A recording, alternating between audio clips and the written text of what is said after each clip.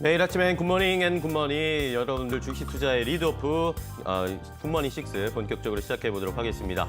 자, 오늘 새벽에 또 뉴욕 증시가 어떻게 마감을 했을지 글로벌 이슈들도 함께 체크를 해보도록 하겠습니다. 자, 먼저 뉴욕 증시가 일단 오늘 6월의 첫 거래일을 시작을 했습니다. 6월의 첫 거래일 시작이었는데 좀 엇갈리면서 혼조세로 거래를 마감했고요. 관망하면서 고용지표가 이번 주에 발표가 되는데 이것을 좀 살펴봐야 된다라는 심리가 작용을 하면서 보합권에서 거래가 마감이 됐습니다. 자, 일단은 뉴욕 증시 같은 경우에는 다우지수만 상승했고 나스닥과 S&P 500 지수는 하락하면서 거래가 마감이 되는 상황이었는데요. 자, 이러면서 존스 홉킨스 대학이 지난 30일 기준으로 했을 때 하루의 확진자 수, 코로나19 확진자 수에 대한 통계가 발표가 됐습니다. 자, 6,725명, 그러니까 10,000명 아래로 하루의 확진자 수가 미국에서도 빠르게 줄어들고 있다는 것을 확인할 수가 있는 상황이었고요.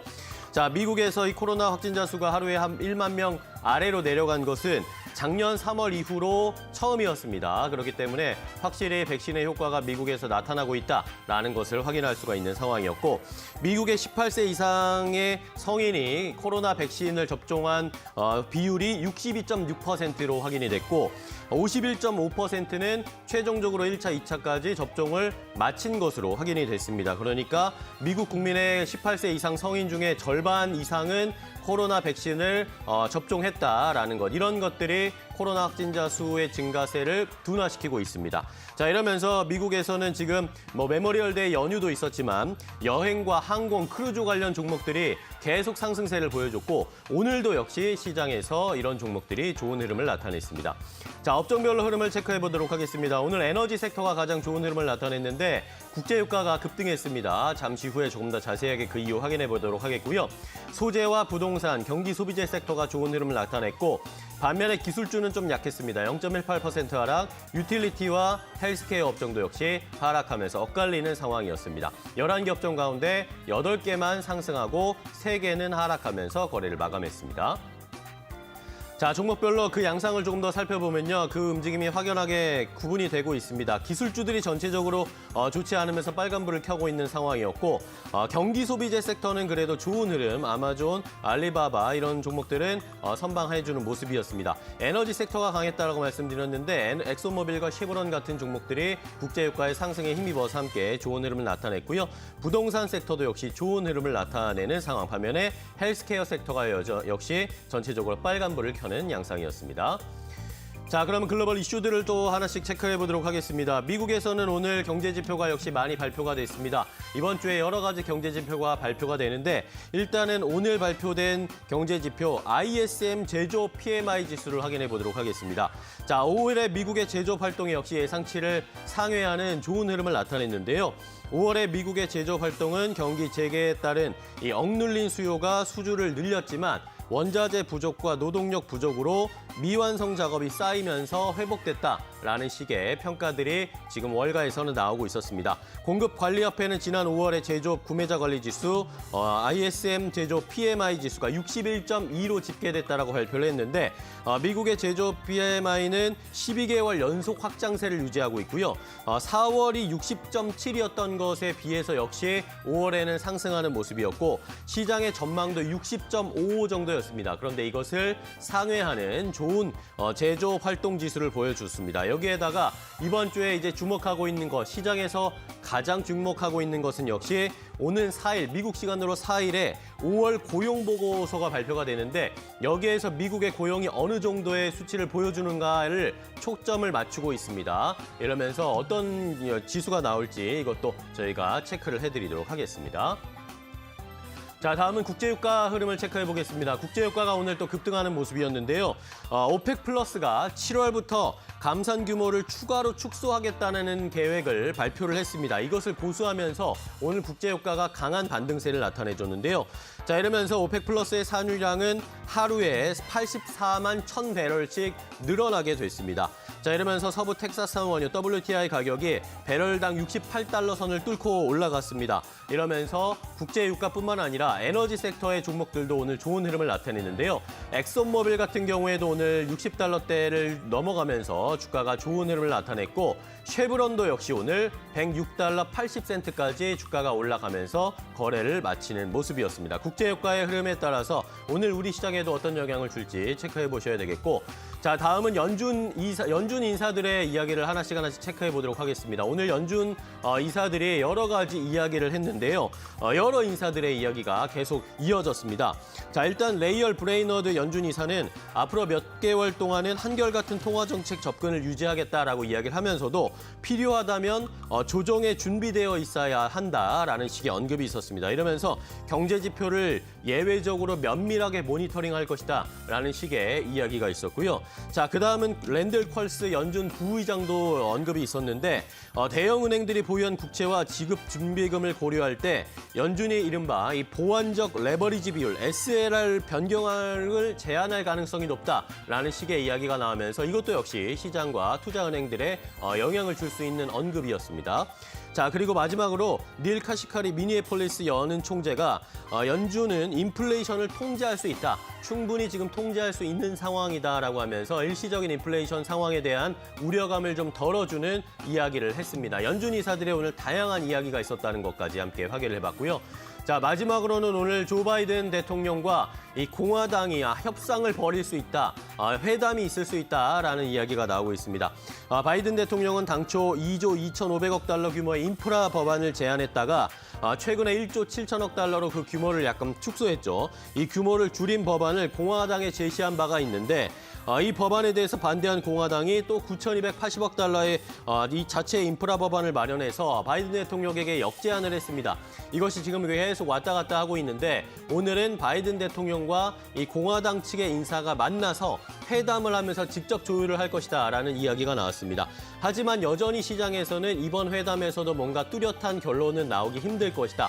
어쨌든 여름까지는 계속 이런 공방이 이어질 것이다라는 언급들이 나오고 있어서 이 인프라 법안과 관련된 인프라에 대한 투자안과 관련된 정부의 계획이 어떻게 이어질지 시장에서는 관심이 모아지고 있는 상황입니다. 자, 이렇게 글로벌 증시 이슈들을 확인을 해봤습니다. 뉴욕 증시가 오늘 첫 거래일 시작을 했는데 어떻게 마감을 했고 또 어떤 종목들이 특징적으로 움직였는지 최온 캐스터가 더 자세하게 확인해 보겠습니다. 네, 글로벌 증시 마감 상황 짚고 가도록 하겠습니다. 유럽 증시 전반적으로 상승 흐름으로 거래를 마친 가운데 뉴욕 증시 3대 지수 보합권에서 거래를 마쳤습니다. 다우존스 지수만이 상승했고요. S&P 500 지수 그리고 나스닥 지수는 약보합권에서 거래를 마감했습니다. 이제 뉴욕 증시는 코로나19의 완전 회복을 선반영하고 있는 모양새입니다. 경제 활동이 증가하면서 지표도 꾸준히 개선이 되고 있는 이 모습인데요. 오늘 CNBC의 시황 마감 기사에서는 인플레이션에 대해서 정확하게 짚었습니다. 최근 시장에서는 그냥 인플레이션이 아니라 좋은 인플레이션에 대한 공감대가 형성되고 있다라고 언급을 했는데요. 통화 정책의 실수에서 나오는 인플레이션이 아니라 경제 성장이 강력하게 나오고 있기 때문에 이에 따라서 물가가 자연스럽게 상승을 하는 인플레이션이라는 겁니다. 실제로 최근 시장에서는 인플레이션과 관련된 종목들 그리고 경제 재개와 관련된 종목들이 상승 흐름을 나타내고 있고 반면에 코로나19로 인해서 수혜를 봤던 종목들은 오히려 하락세를 나타내고 있는 상황입니다. 줌의 경우에도 이 장 마감 이후에 실적을 내놓았는데요. 이 191%의 매출 성장을 이뤄냈음에도 불구하고 앞으로 이 성장은 둔화될 것이다라는 우려가 나오면서 5% 넘게 이 장 마감 이후에 시간의 거래에서 5% 넘게 급락세를 나타내기도 했습니다. 또 이외에 다른 종목들 어떻게 움직였는지 차례대로 만나보도록 하겠습니다. 네, 먼저 첫 번째 종목은 테슬라입니다. 이 테슬라가 자동차 가격을 인상한다라는 소식이 있었습니다. 이 몇 달째 벌써 5번째 이 가격을 인상하는 거라고 하는데요. 원자재 가격이 압박이 심하다라고 밝히면서 앞으로의 추가 가격에 대해서 인상을 하는 것도 시사를 했습니다. 하지만 JP 모건 측에서는 오히려 현재 테슬라를 저가 매수할 기회다라고 밝히기도 했는데요. 간밤 시장에서는 큰 움직임은 없었습니다. 약보합권에서 0.21%의 하락세를 나타내면서 거래를 마감했습니다. 네, 이어서 두 번째 종목 만나보도록 하겠습니다. 국제 유가가 2년 반 만에 최고치를 경신했습니다. 관련 종목들이 일제히 급등세를 나타냈는데요. 그중에서도 이 대본에너지는 가장 큰 폭의 상승 흐름을 나타냈습니다. 13% 넘게 상승하면서 거래를 마쳤는데요. 일단 이 메모리얼데이 주말부터 여름철 드라이빙 시즌이 시작이 됐는데 휘발유 재고가 5년 만에 최저 수준까지 줄었다고 합니다. 이와 관련해서 레이몬드 측에서는 대본에너지를 강력히 매수를 추천한다라고 밝히면서 가장 큰 폭의 상승 흐름을 나타냈습니다. 네, 이어서 세 번째 종목 만나보도록 하겠습니다. AMC입니다. 이번 해에만 1000%가 넘게 상승을 했는데요. AMC 주식 매각 소식이 있었습니다. 이 머드리 캐피털에 850만 주를 매각한다라는 소식이 들려왔습니다. 이와 함께 조달한 금액은 인수와 극장 개선 등을 위한 자금으로 활용할 것이다라고 밝히면서요. 이 두 자릿수의 상승을 보여줬습니다. 22% 넘게 상승하면서 거래를 마쳤습니다. 네, 이어서 네 번째 종목 만나보도록 하겠습니다. 바로 커피 원두 가격인데요. 브라질 가뭄으로 커피 원두 가격이 4년 반 만에 최고치를 기록했다고 합니다. 1년간 이 커피 원두 가격은 70% 넘게 폭등을 했다고 하는데 아라비카 원두 가격은 현재 1.66달러에 거래가 되고 있는 상황입니다. 네, 이렇게 시장 상황 전반적으로 살펴보고 왔는데요. 전문가의 시선은 어떨까요? 프라이빗 에쿼티의 정호연 이사 연결을 해보도록 하겠습니다. 안녕하십니까? 네, 안녕하세요. 네, 간밤 시장 상황 어떻게 보셨습니까? 네, S&P와 나스닥은 장중 플러스를 보이기도 하였지만 기술주와 헬스케어 섹터가 다소 부진한 모습을 보이며 하락 반전하며 약보합으로 마감을 하였습니다. 실제 투자 심리를 한번 살펴보면 S&P 500의 빅스죠. 내재 변동성 지수는 소폭 상승하긴 하였지만 역사적 평균인 20선을 하회하며 위험자산 선호 구간에 여전히 위치해 있고요. 유로존 국가의 변동성 지수도 19포인트 정도를 기록하며 여전히 안정화 흐름을 이어가고 있습니다. 즉 미국, 유럽 모두 투자 심리는 긍정적 흐름을 이어가고 있다고 보시면 될 것 같고요. 필라델피아 반도체 지수는 소폭 하락을 했습니다. 기술주에 영향을 주는 미 국채 금리는 소폭 상승하며 1.61%를 기록을 하였고요. 뉴욕 경제클럽 연설에서 이제 브레이드너드 연준 이사 같은 경우에는 이제 기대 인플레 데이터를 주시하고 있다. 필요할 경우 테이퍼링을 준비하겠다. 그러나 최근 소비자 물가 상승에도는 일시적으로 지금 판단을 하고 있다. 이런 식으로 언급을 한 상황입니다. 여전히 좀 신중한 모습을 보여주고 있고요. 양적 완화 종료에 대해서. 따라서 연준 의사들의 의견이 좀 엇갈리는데요. 15, 16일 예정된 FOMC를 좀 확인해 볼 필요가 있어 보입니다. 현재 시장에서는 이제 좋은 인플레라는 의견도 있지만 또한 인플레 리스크는 어느 정도 반영되었다는 의견도 지금 나오고 있는 상황으로 보시면 될 것 같습니다. 실제 원자재 시장을 확인해 보면 니켈, 알루미늄, 팔라듐, 백금 등 비철금속이 대부분 상승 흐름을 이어가려는 모습을 지금 보여주고 있고요. 다만 구리는 조금 소폭 하락하는 모습을 보여주었습니다. 또한 철강석 선물 같은 경우에는 지금 상승 흐름을 이어가며 3% 이상의 큰 폭의 상승을 좀 보여주었고요. WTI 유가 같은 경우에는 지금 오펙 플러스에서 글로벌 회복세에 따라 수요가 강하게 개선될 것을 지금 판단하면서 지금 2% 이상의 상승을 지금 보여주었습니다. 곡물 시장 또한 대부분 상승하는 모습을 보여주었고요. 옥수수, 소맥 등은 4% 이상 급등하는 모습을 좀 보여주었습니다. 실제 경제 펀디멘탈 지표를 한번 살펴보면요. JP모건 같은 경우에 글로벌 제조업 PMI 지수인데요. 12년 내 최고치인 56을 기록을 하였습니다. 4월 이후 최고치이고 작년 7월부터 경기 확장을 나타내는 50선을 지속적으로 지금 상회를 하고 있고요. 미국 5월 제조업 활동 PMI 지수도 지금 예상치를 상회한 62.1을 기록하며 강한 확장세를 지금 보여주고 있습니다. 전일 독일 닥스 지수 같은 경우에는 특히 자동차주가 견고한 모습을 보이며 사상 최고치를 경신을 하였고요. 따라서 국내 증시 같은 경우에는 지금 테이퍼링 우려에 따른 변동성 확대는 있을 수 있으나 지금 글로벌 백신 접종에 따른 경제 활동 기대감이 글로벌하게 확산되고 있고요.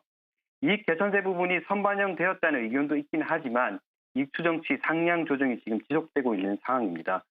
따라서 선행성을 지닌 전일 발표되었던 5월 수출 지표 호조서에도 지금 확인 가능하듯이 한국은 글로벌 경기 회복세에 따른 추가적인 이익 개선세가 여전히 가능하기 때문에 펀디멘탈 측면에서의 지수 방향은 우상향 기대가 가능하다고 지금 판단되고 있습니다.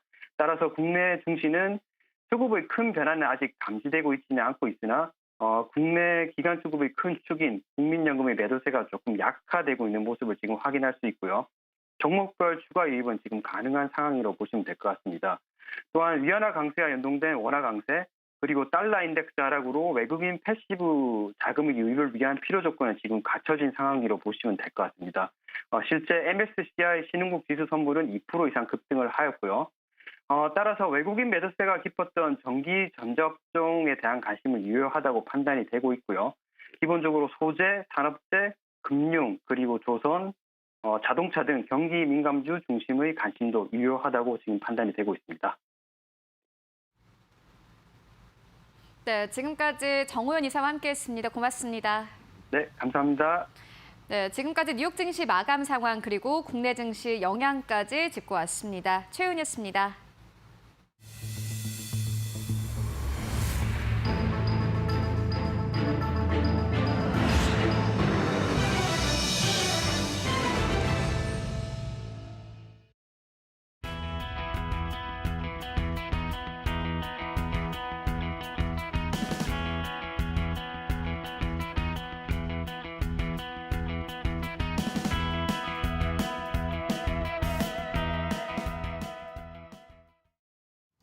네, 글로벌 마감 상황 자세하게 확인을 해봤고요. 이제 한 걸음 더 깊이 들어가서 시장에 어떤 일들이 있고 또 어떻게 대비해야 할지 이분과 함께 확인해 보도록 하겠습니다. 현대경제연구원 최하호 고문과 함께 하겠습니다. 고문님 안녕하세요. 네, 반갑습니다. 최하호입니다. 반갑습니다.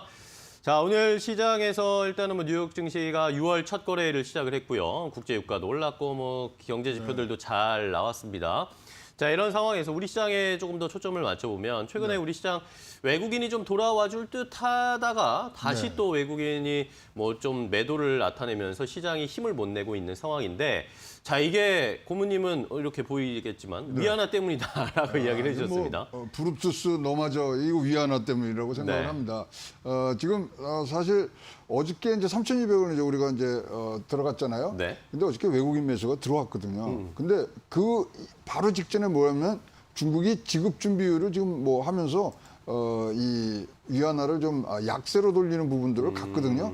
그러다 보니까 이거 지금 한국과 중국의 어떤 화폐 간의 동조율은 거의 뭐 110% 정도 된다고 저는 지금 보고 있습니다. 지금 쭉 보시면 알지만 사실 중국이 오버슈팅했어요.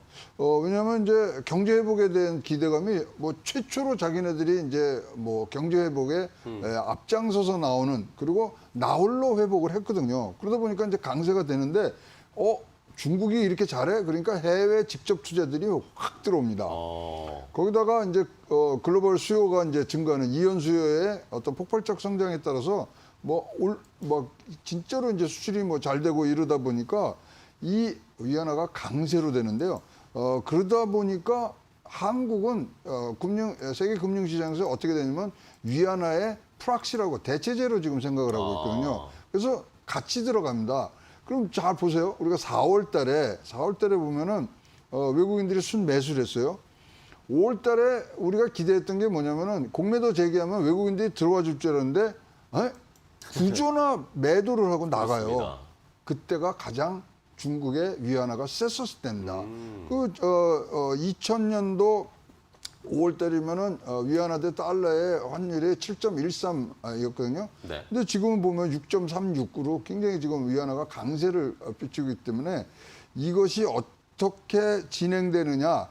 그래서 위안화가 좀 도와줘야 되는데 지금 위안화에 대해서는 중국 당국에서는 이러지도 못하고 저러지도 못합니다. 연일 위안화 강세가 되니까 물가 문제하고 그다음에 수출 사이에 고민을 굉장히 하고 있습니다. 강세가 되면은 뭐 외국으로 나가서 수출 경쟁력이 없는데 지금 근데 중국에 가보시면요. 또 중국 사람들하고 얘기를 해보면 기승전 7월 1일 공산당 100주년 창당 기념일입니다. 그래서 그거에 모든 것이 맞춰 있어서 물가도 잡아야 되고 또 수출도 이제 많이 늘어야 되는 부분들이 있는데요. 근데 희한한 게 지금 중국이 PMI 지수가 지금 꺾이고 있습니다. 네네. 제조업 경기가 지금 꺾이고 있는데 이상하게 지금 신규 수주가 48% 그러니까 50% 미만이면 이제 전망치가 낮아지는 건데 기대치가 지금 2달 연속 지금 뭐 신규 수주가 지금 낮아지고 있거든요. 그런데 그 원인은 말할 거 없이 위안화의 강세 때문이라고 지금 보여지고요. 강세로 지금 가다 보니까 자기네들이 경제 회복에 수출이 차지하는 부분이 굉장히 많은데 그 부분을 어떻게 지금 가야 되는지가 지금 걱정이 되는 것 같습니다. 거기다가 이제 원자재 가격이 상승되고 특히 이번에 이제 중국에도 코로나가 좀 이제 재확산이 되는 과정들을 가고 있는데요. 거기가 어디냐면 광동성이 지금 무대가 되고 있습니다. 거기 잘 아시지만 심천 있죠. 거기에 화해, 중식, 텐센트 다 있거든요.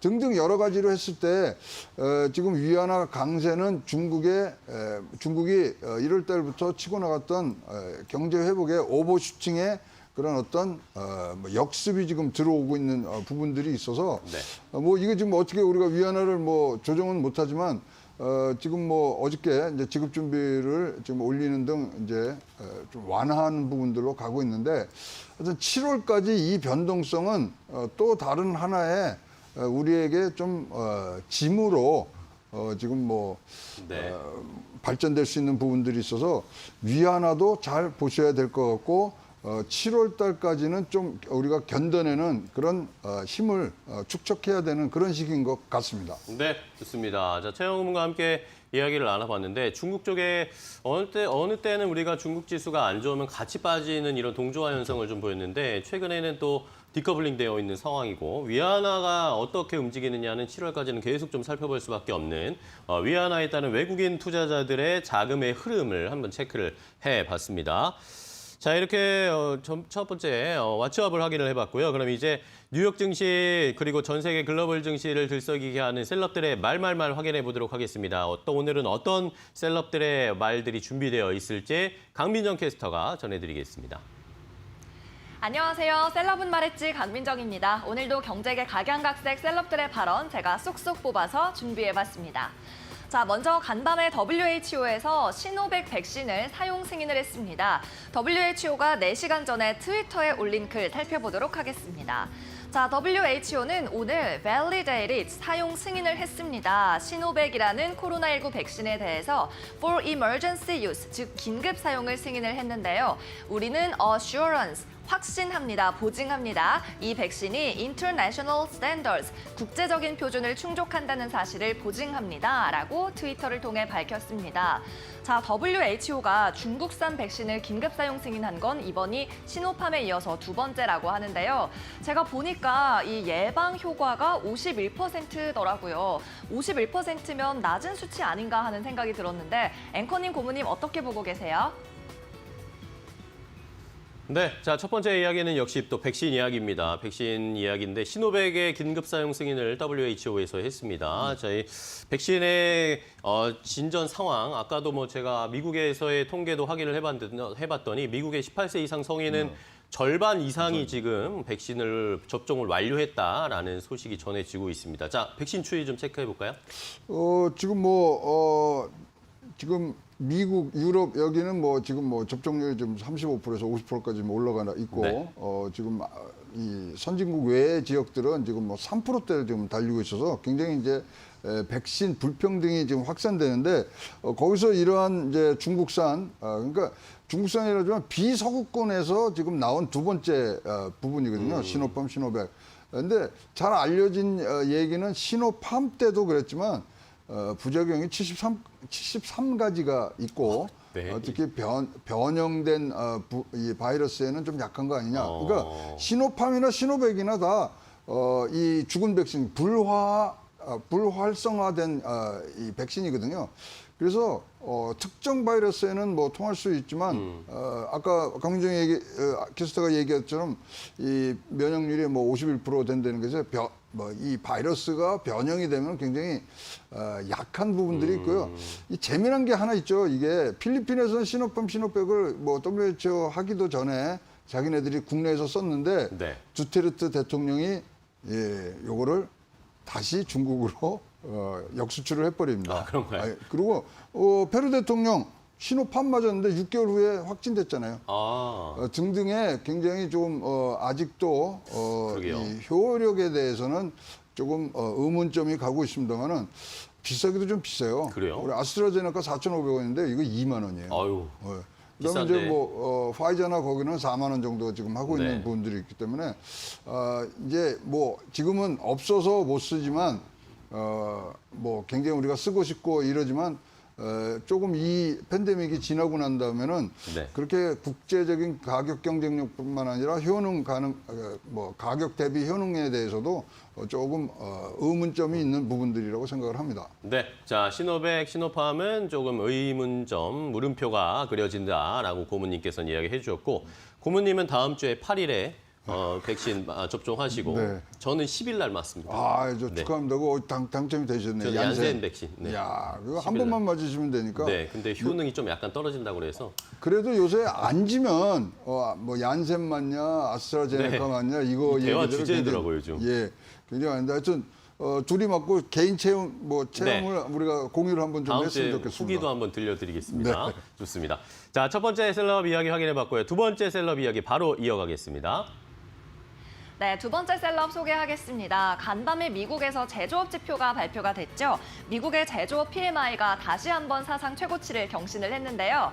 이 매 분기 제조업 PMI의 결과를 갈무리해서 발표하고 있는 ISM의 위원장 이야기 들어보도록 하겠습니다. 지난번 컨퍼런스 콜에서 좋은 지표를 발표한 후에 이렇게 말했습니다. Another fantastic report. 또 다른 환상적인 보고서가 하나가 추가가 됐습니다. 여기에는 의심의 여지가 없다라고 말을 하면서요. Great challenge. 엄청난 도전을 하고 있습니다. 라고 표현을 했습니다. 다음 문장 살펴보겠습니다. 그러면서 all indications, 모든 지표가 가리키고 있는 점은 다 production, 공급이 demand, 수요를 충족시키지 못하고 있다는 점이다 라고 말을 했네요. 자, 제조업 PMI는 제조업을 구성하는 18개 이 업종이 있는데 이 가운데 16개가 모두 성장했다고 하네요. 자세한 이야기 스튜디오 통해서 들어보겠습니다. 네, 두 번째 이슈는 역시 미국에서 발표된 이 ISM 제조업 PMI 지수 이야기입니다. 뭐 환상적이다라고 판타스틱이라는 표현을 했는데 어떻게 보셨어요? 굉장히 좋습니다. 네. 좋은 이유가 딴 게 아니라 뭐 이렇게 이제 제조업의 PMI가 올라가는 거는 우리가 예견을 했지만 뭐가 좋냐면요. 신규 수주 유입이 14년 만에 최대치가 돼서 이게 올라간 겁니다. 그렇다면은 지금 뭐 계속적으로 앞으로의 생산 제조업의 활성화가 굉장히 지금 기대가 되는 부분들이라서 이 숫자가 가지는 의미는 굉장히 크다고 보고요.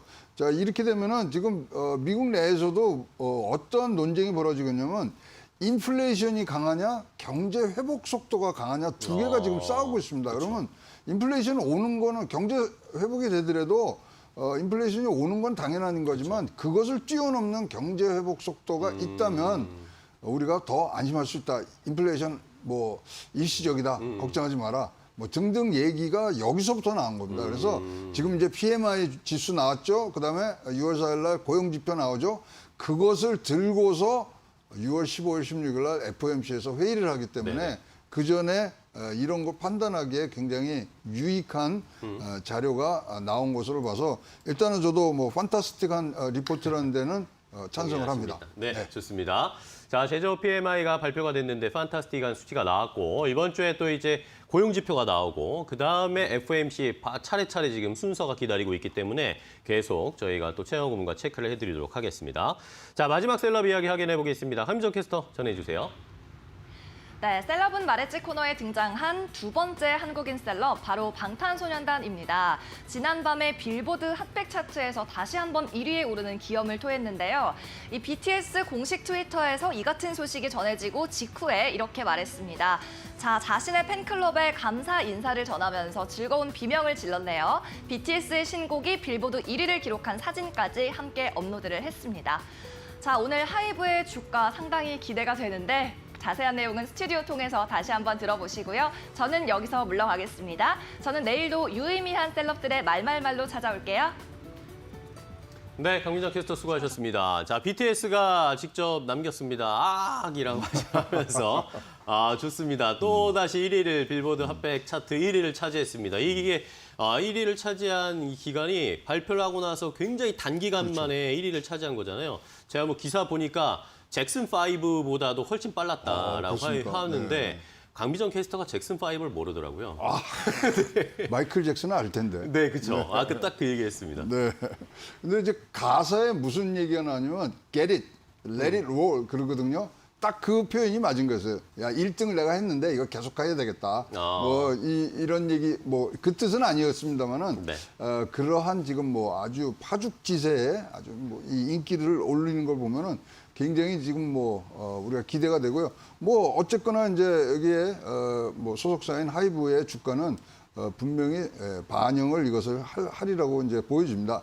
항상 이렇게 이제 1위를 오르고 이러면은 대개 이제 한 달 이상을 지금 가는 부분들이 있기 때문에 이 부분들에 대한 하이브의 주가는 탄탄하게 지탱이 될 것 같고요.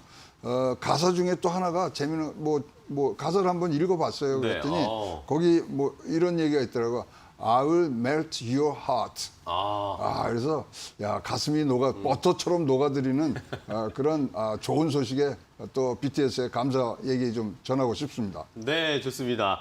자, 아침부터 판타스틱한 미국의 경제 지표가 나왔다고 했는데 유튜브에도 마틴 킴 님이 BTS가 판타스틱하다라는 식의 댓글도 달아주셔서 오늘 또 좋은 BTS의 소식을 가지고 여러분들 하루 출발하실 수 있도록 특별히 BTS의 빌보드 핫백 1위 소식까지 전해드렸습니다. 자, 이렇게 최영호 고문과 함께 셀럽은 말했지 또 그리고 왓츠업까지 확인을 해봤습니다. 오늘 또 좋은 이야기 해주셔서 감사하고요. 내일 또 재밌는 이야기 기대하겠습니다. 고맙습니다. 우리 굿머니도 불타오르네 한번 해야죠. 네, 그렇죠. 판타스틱하게 이어가 보도록 하겠습니다. 고생 많으셨습니다. 네, 고맙습니다. 감사합니다.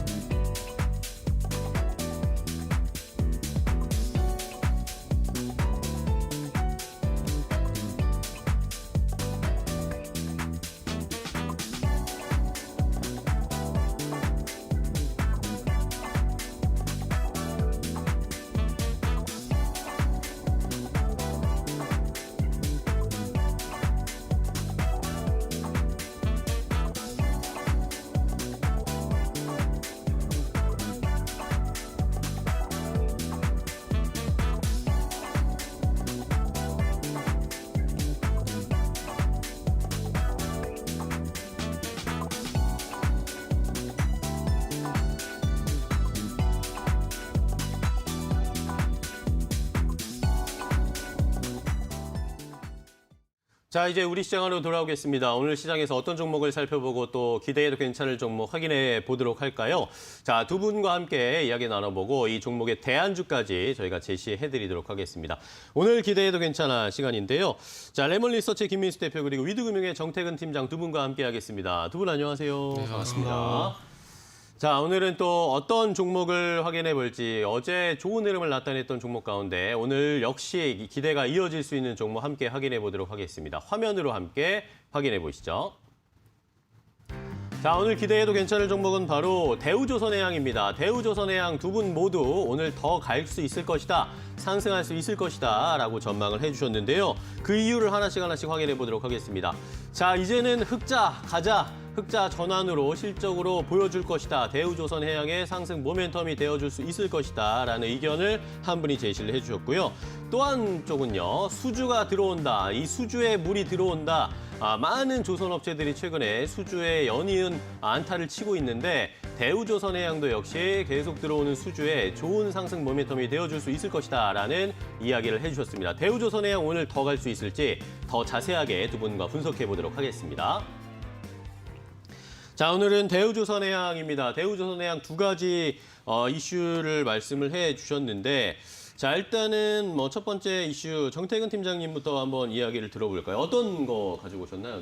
네. 대우조선해양에 대한 이유. 수주는 작년부터 진행이 됐었거든요. 근데 네. 저 개인적으로 좀 문제가 됐다고 생각했던 게 이제 아시겠지만은 수주 금액이거든요. 실속으로 양도 중요하지만은 그 양만큼 질도 상당히 중요하다고 좀 생각을 하고 있는데 그동안은 조금은 거의 뭐 본전 그 속된 표현을 쓰자면 본전치기식으로 수주를 많이 받았었거든요. 네네.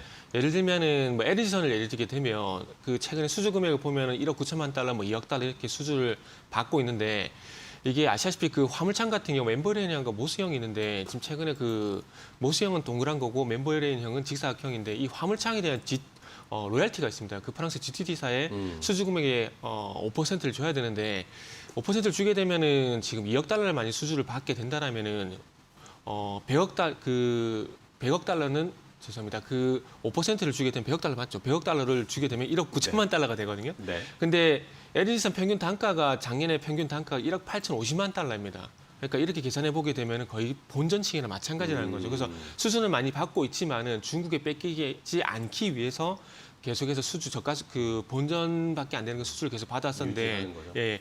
그렇지만 이제는 뭐 신조선가 지수가 올라가게 되면서 올해 같은 경우는 작년과 달리 수주를 받게 된다라면은 이 수주 금액이 올라가게 되면서 수익성도 그러니까 양적 성장뿐만 아니라 수익성도 올라가게 되면서 질적 성장도 분명히 좀 가능하다라는 것들이 가장 큰 매력이라고 좀 봐야 될 것 같고요. 그리고 가장 큰 이유는 이 수주 소식이 나왔을 때 주가가 가장 크게 반응하는 종목이 대우조선해양입니다. 그래서 네. 어쨌든 우리 투자자 입장이잖아요. 그 회사 그렇죠. 직원이 아니기 때문에 투자자 입장에서 보게 되면 당연히 주가가 많이 반등을 하는 걸 볼 수밖에 없다고 봐야 될 것 같고요. 그리고 이제 다들 잘 아실 겁니다. 작년에 카타르 노스필드 프로젝트라 그래가지고 80적 수주에 대한 얘기가 나왔었는데 그때 당시 슬롯 계약을 했었거든요. 그래서 배를 만드는 공간이 도크 슬롯이라 보시면 될 것 같습니다. 그래서 최근에 이 선박 수주가 많이 늘어나다 보니까 이 도크 슬롯을 많이 확보할 수 있는 회사 쪽으로 수주가 몰릴 것이다라고 얘기를 하고 있는데 지금 그 3사 중에서 대우조선해양이 수주 금액이 제일 낮습니다. 그러니까 도크가 많이 비어 있거든요. 근데 이게 악재가 돼야 되는데 도리 호재가 되고 있어요. 왜냐하면은 도크 슬롯 계약을 하다 보니까 네. 아무래도 도크가 많이 비어있는 쪽으로 계약이 진행될 수밖에 없거든요. 그러다 보니까 대우조선해양이 수혜가 될 것이라는 얘기가 나오면서 도크가 비어있는 게 도리어 유리하게 좀 돌아가고 있고요. 그 서두에 그 화물창 로얄티에 대한 부분을 좀 말씀드렸는데 그 대우조선해양 같은 경우는 자체 화물창을 개발을 하게 되면서 이 5% 로얄티를 안 줘도 되기 때문에 어찌 보면 하나로 2억 달러 기준으로 보게 된다면은 하나 기준으로 봤을 때 500억 정도 수익이 더 확보가 될 수 있는 부분이 있기 때문에 500억 달러 정도 수익이 더 확보가 될 수 있는 부분들이 분명히 있기 때문에 뭐 이런 부분들 보더라도 네. 대우조선해양이 탑픽이지 않을까 뭐 그런 생각을 좀 해봤습니다. 네, 좋습니다. 자, 대우조선해양 어제도 급등이 나왔죠. 어제도 급등이 나와서 좋은 흐름을 나타냈는데 오늘도 역시 뭐 좋은 흐름. 이제는 실적으로도 흑자를 보여줄 수 있을 것이다. 이제는 흑자 가자라는 것을 정태근 팀장님이 일단은 제안을 해주셨고, 자, 그다음 이제 수주가 들어온다. 수주 계속 들어오고 있습니다. 어제도 뭐 수주 소식이 있었고, 뭐 삼성중공업, 현대우조선해양, 뭐 조선사들이 수주가 계속 연이어서 나오고 있습니다. 김희수 대표님, 대우조선해양도 계속 이어질 수 있을까요? 네, 일단 앞서서 잘 설명을 해주셨는데 지금 최근에 나오는 얘기가 뭐 조선업의 슈퍼사이클이다 이런 얘기 나오고 있죠. 뭐 될만하면 다 슈퍼부스입니다 요즘엔. 네, 네. 그런데 특히 수주를 지금 나오고 있는 수주 흐름들 동향까지 봤었을 때는 뭐 벌써 작년에 한 해치까지 다 벌써 수주했다고 얘기를 하고 있는데요. 네. 그런 쪽으로 봤을 때 일단 수주 산업이다 보니까 당장의 실적 흐름들이 나오지는 않습니다. 오히려 이제 분할돼서 대금을 받고 나중에 이어지다 보니까 점차적으로 개선되겠죠. 그래서 지금 현재 조선업종의 종목들이 주가가 싸다고 보긴 힘듭니다. 그런 쪽에서 일단 지금 이런 수주의 동향을 봤을 때는 한 2023년 앞으로 또 2년 뒤죠. 네. 예, 그 2년 뒤까지 봤을 때 실적이 큰 폭으로 성장할 것이다라는 부분들이 이제 반영이 되고 있는 과정이라고 봐야 될 것 같은데 그러다 보니까 아무래도 지금 당장은 주가가 또 뭐 한 2, 3일 정도 강하게 올라간다. 그러면 또 차익 매물이 나올 수밖에 없는 구조겠죠.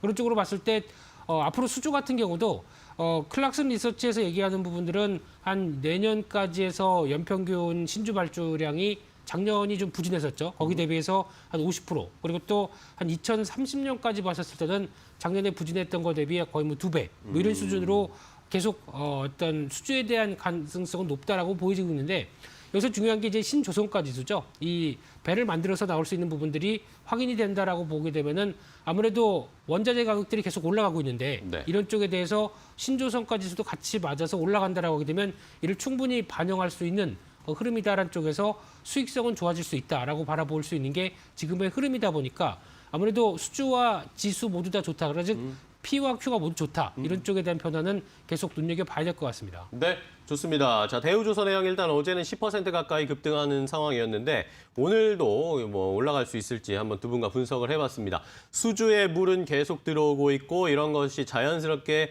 1년, 2년, 3년 정도 계속해서 실적이 좋아질 수 있는 모멘텀이 되어주겠죠. 이러면서 앞으로 조금 더 상승할 수 있을지 대우조선해양 오늘의 흐름 여러분들 개장하고 나서 한번 잘 체크해 보시기 바랍니다. 자, 저희가 이렇게 전해드린 방송 내용은요. 시청자 여러분들의 투자에 참고가 되는 내용 알려드리는 겁니다. 최종 투자 판단과 결정은 시청자 여러분들께서 직접 내리셔야 한다는 거 다시 한번 강조를 드릴게요.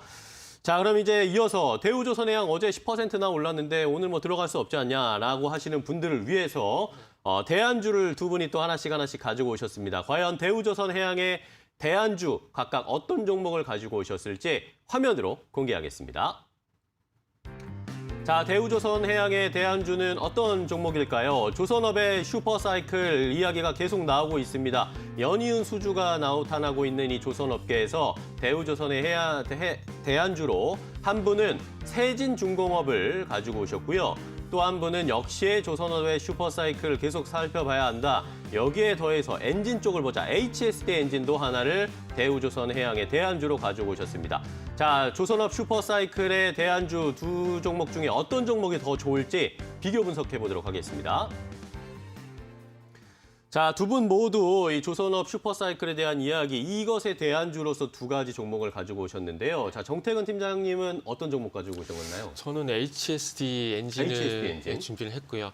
조금 전에 그 2억 달러 수주에서 잠시만 조금만 정정 좀 하겠습니다. 예, 2억 달러에서 5%면 1,000만 달러거든요. 갑자기 그 수치가 헷갈려가지고. 저도 계산을 못했네요. 네. 그래가지고 1,000만 달러 정도가 로열티로 나가는데 그게 어쨌든 로열티를 주지 않고 그것도 수익으로 다 반영되기 때문에 한 착당 1,000만 달러 더 플러스 알파 요인이 있다라는 거 좀 조정을 하도록 네, 하겠습니다. 좋습니다. 예, HSD 엔진을 좀 선택을 했습니다.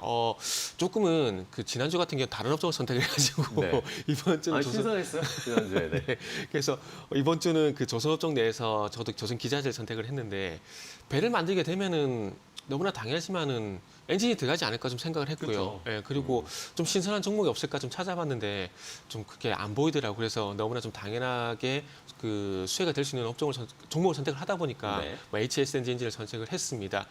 HSD 엔진 같은 경우 세계 시장 점유율 20% 정도 되고 있고 서두에 말씀드렸듯이 배를 만들게 되면 너무나 당연히 이 엔진이 들어갈 수밖에 없는 부분들인데 어쨌든 앞으로 이 조선업 같은 경우 수주가 LNG에 제한되는 것이 아니라 석유화학 제품 운반선이라든지 그리고 컨테이너선이라든지 여러 가지 수주가 다양화가 되게 되면서 앞으로도 계속해서 이 수주를 받게 될 가능성이 상당히 높고요. 뭐 조선 같은 경우는 헤비테일 방식이라 가지고 20%, 40%, 20% 나눠봤지만 뭐 엔진 같은 경우는 바로 수주 금액으로 받을 수가 있기 때문에 그리고 뭐 수주 잔액이 1조에서 한 올해는 2조 정도 또 예상이 된다고 하고 있기 때문에 수주 잔액이 많을수록 수익으로 다 반영이 될 수 있다는 그런 부분들을 보게 된다면은 수주 금액이 늘어날수록 너무나 당연히 엔진은 들어갈 수밖에 없기 때문에 좋게 보고 있고요. 그리고 이제 환경 문제도 좀 부각이 되다 보니까 온실가스 감축 규제도 이런 이슈가 있더라고요. 그래서 LNG 운반선도 있지만 LNG 추진선 같은 경우에는 LNG 운반선보다는 30%가량 더 비싸다고 하더라고요. 그러면은 뭐 LNG 운반선이 2억 달러 정도 보게 되면 30%더 비싸면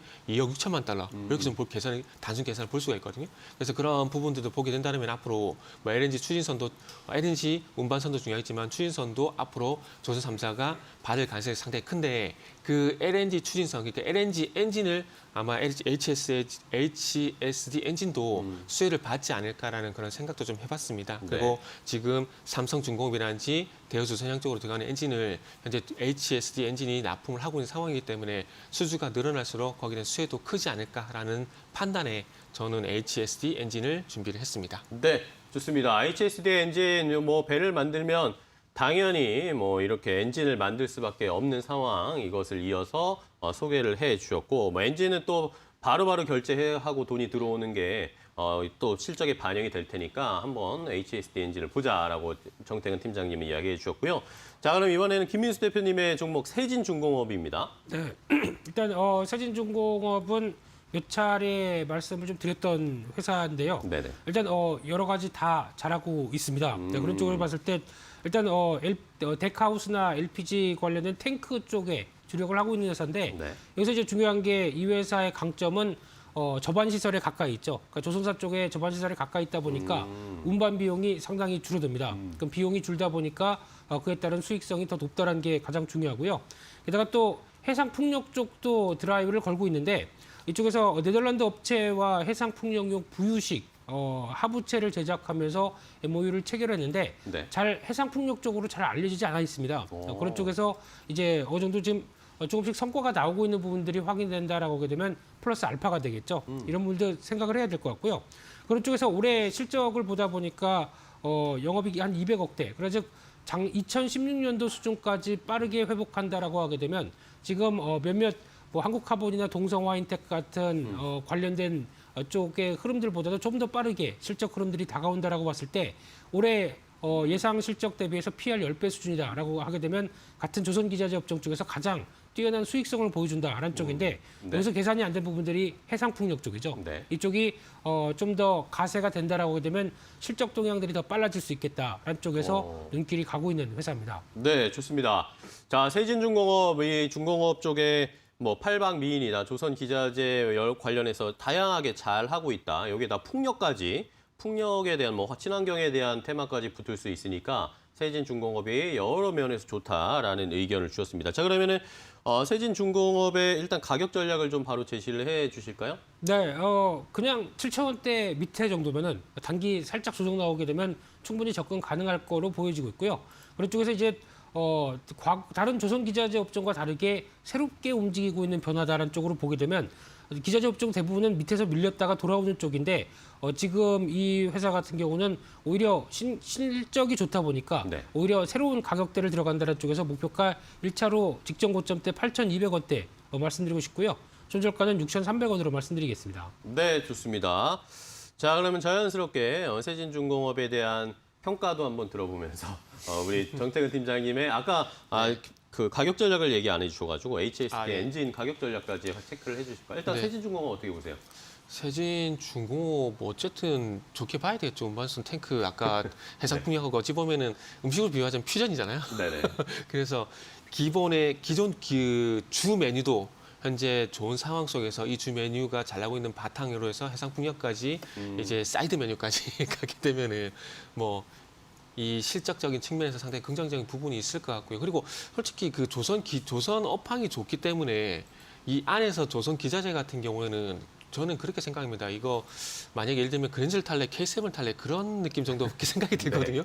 그렇기 때문에 이거는 뭐 성향에 따라서 뭐 엔진을 좋게 볼 것인지 아니면 기자 쪽으로 좋게 볼 것인지 그 차이기 때문에 요거는 뭐 보는 시청자분들께서 본인에 맞는 성향으로 따라가신 게 취향에 따라 가시는 게 좋을 것 같습니다. 네, 좋습니다. 그러면 정태현 팀장님의 HST 엔진 네. 가격 전략도 한번 들어볼까요? 네, 가격 전략은 매수가는 11,000원 이하 말씀드리고 싶고요. 그리고 목표가는 12,700원 그리고 손절가 같은 게 1,300원 이렇게 좀 제시를 하면은 될 것 같습니다. 네, 좋습니다. HST 엔진의 가격 전략까지 들어봤고 김민수 대표님께도 한번 질문을 드려야 되겠죠. HST 엔진 최근에 막 계속 상승 추세인데 가격 괜찮다고 보세요? 일단 예전부터 조선 기자재 쪽 볼 때 같이 보았던 대표적인 종목인데 네. 일단 제 눈높이에는 안 맞는 게 실적 동향들이 마음에 안 듭니다. 아, 그런가요? 네, 작년이 단기적으로 좀 최고점일 것 같고요. 매출 자체가 분기적인 흐름들을 보게 되면 약간 떨어질 걸로 계산을 하더라고요. 그만큼 그런가요? 지금 수주가 계속 확보돼야 됩니다. 근데 수주가 확보가 되게 되면 안 되게 되면 기존의 수주분까지만 반영이 된다는 쪽에서 한 2023년까지 봤었을 때 수주가 좀 흔들릴 수 있겠다라는 쪽은 눈여겨봐야 될 것 같고요. 그런 쪽에서 올해 적자 예상을 하고 있는 상황이다 보니까 실적 흐름들만 확보된다라고 하게 되면 다시 탑으로 올리겠습니다. 네, 알겠습니다. HST 엔진에 대한 김민수 대표의 평가까지 함께 들어봤습니다. 자, 정태근 팀장님, 지난주에 저희가 또 남양유업 이야기했는데 그거 좀 체크해 주실까요, 한번?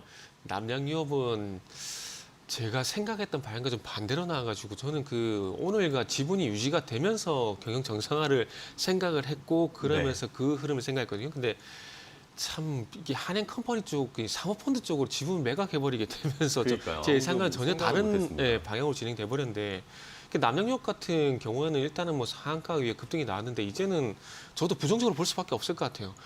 그러니까 저는 개인적으로 이렇게 생각하거든요. 비유가 적절할지 모르겠지만 어쨌든 초보 운전보다는 그래도 운전을 했던 사람이 운전을 더 잘한다고 생각이 들어요. 그리고 그러면은 남양 유업도 우유 산업에 대해서 어쨌든 인성을 둘째 치더라도 이 우유 산업에 대해서 어쨌든 그 업력이 있는 사람이 일을 더 잘하지 사업본부에서 일을 하시는 분이 경영을 잘할까 생각은 하지는 않거든요. 네. 그래서 그렇기 때문에 저는 개인적으로 그 부분 좀 실망스러워서 지난주에 좀 긍정적으로 말씀드렸지만은 이 바뀐 부분 때문에 이제는 좀 부정적으로 저도 말씀드려야 될 것 같아요. 좀 의견이 달라졌다라고 이야기를 주가는 올라갔지만 네네. 의견은 좀 달라졌다라는 것을 말씀해 주셨습니다. 자, 이렇게 오늘 두 분과 함께 이야기 나눠봤습니다. 레몬 리서치의 김민수 대표 그리고 위드금융의 정태근 팀장, 대우조선은행의 대안주로 세진중공업과 HSD 엔진 제안을 해드렸으니까 오늘 시장에서 한번 잘 체크해 보시기 바랍니다. 두 분 오늘 좋은 말씀 감사하고요. 다음 시간에 또 뵙도록 하겠습니다. 고생 많으셨습니다. 감사합니다. 고맙습니다. 네, 굿모닝 식스 오늘 저희가 준비한 소식과 정보는 여기까지입니다. 저희는 또 내일 아침 6시에 더 빠르고 정확한 정보 가지고 찾아뵙도록 하겠습니다. 매일 아침엔 굿모닝 앤 굿모닝 시청해주신 여러분 고맙습니다.